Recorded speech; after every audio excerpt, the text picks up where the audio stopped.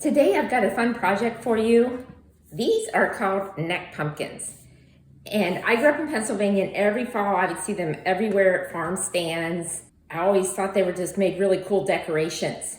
But then I found out they make great pumpkin puree. This thing is kind of like a hybrid between a butternut squash and a pumpkin.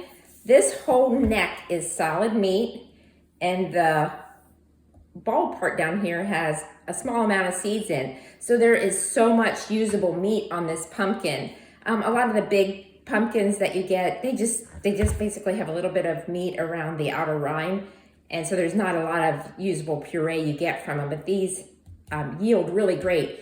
And we are selling them in the farm store for $3 a pumpkin. And this is actually a small one. We have like ginormous ones. And there's probably about 3 feet of neck, which would produce a lot of puree. So I'm going to show you how to do it. It's really simple. There's a lot of different methods out there. There's baking, there's boiling, there's steaming, and most of them require that you cut it up and remove the skin from it. But I found that that's totally unnecessary. If you just bake the pumpkin, the skin comes right off and super easy. And I like easy because then I can be doing other things. So I set my oven to 300 degrees and I washed this pumpkin. I scrubbed it up really good. I lay it on a baking sheet. It needs to have a rim on it, some kind of baking sheet, baking pan with a rim on it, because liquid will come out of the pumpkin as it bakes, and you don't want it running all over your oven because that's a mess. And we all hate messes in the oven because it stinks and it's nasty and you gotta clean it. So we are going to bake this pumpkin, and I'm going to show you how to make pumpkin puree. So 300 degrees for 3 to 4 hours. And if I get busy and forget about it, it's not a big deal. It's not a high temperature. And also, if it's done and I don't have time to work it up right then, I just turn the oven off and it'll just sit there and wait for me to come back later. So got the oven set to 300. And I'm going to pop it in for a few hours and we'll be back and I'll show you how to do pumpkin puree.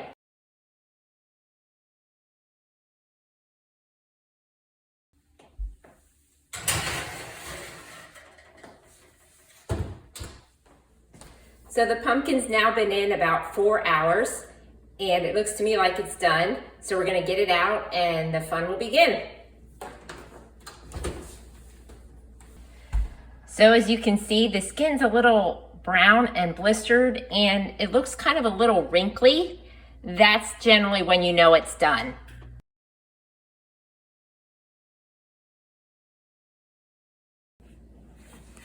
So I'm gonna pull it out and I'm gonna set it here on the counter and I'm gonna let it cool for a little bit because right now it's a little too hot to handle. I have some other things I'm gonna do, so we'll come back in a little bit and we'll make it into puree. Okay, so now I got my knife and I'm going to cut this thing into sections just to make it easier to handle. And here you can see the liquid on the pan. That's why I said it's important to put it on a rim baking sheet because you don't want that running all over your oven. So I cut it into sections and now I'm gonna peel it. So I'm gonna slice the sections open and then I'm going to scoop it out. But first I like to slice them open. And you can see that the flesh is really soft. You can see my fingerprint in there, the flesh is really soft. I really love my Ninja blender. It works so much better having the blades on the tower section of it rather than the blades in the bottom. You pretty much just scoop it right out. And then you will see there's like these little bit of stringiness here. You really don't want that, so I'll just take this outer skin off and then I'll kind of, because you don't want those stringy sections there.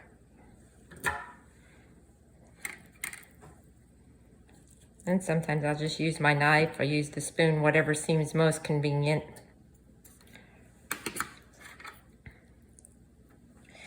And really right now it seems like there's a lot of water on the pan, so I'm going to take the pan and I'm going to dump the water in the sink just so I'm not working in it.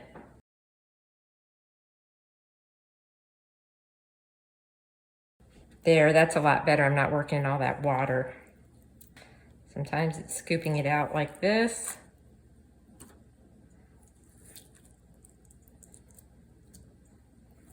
That actually seems to work pretty well. So you get down to this inner part and then it doesn't work so well then. So you just kind of gotta figure it out.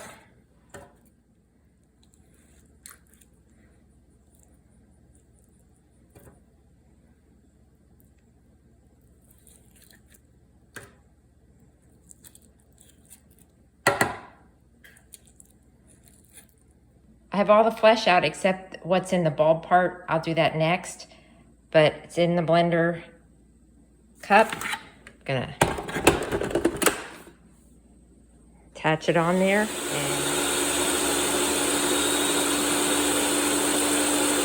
So now the next part is going to be cutting open the ball part, and this is where all the seeds are. First I got to get rid of all this stringy, seedy stuff. And even though it's been sitting for an hour, that is still warm. That seems to stay warm. I think because it's enclosed, it stays warm a lot longer.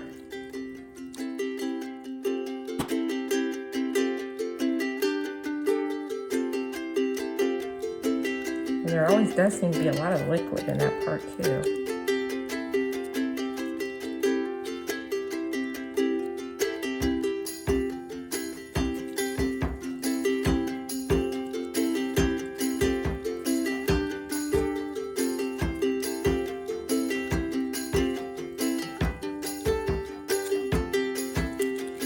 Now that I got that out, I'm going to start scooping the flesh out of the ball part.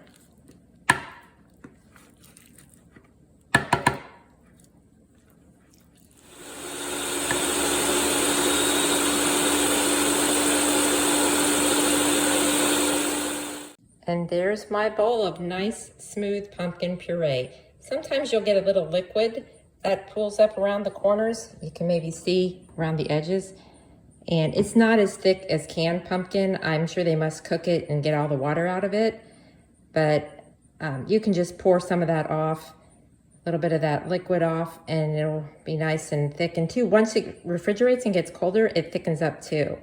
Now that we've made pumpkin puree, you can use it just like you would any pumpkin in any recipe, pies, or any baked goods that call for pumpkin. So I will also include a recipe for my crustless pumpkin pie.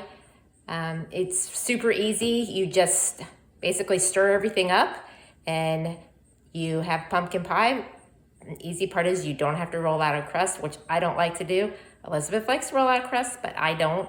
So thank you for watching, and check out below for the crustless pumpkin pie recipe. Thanks for watching.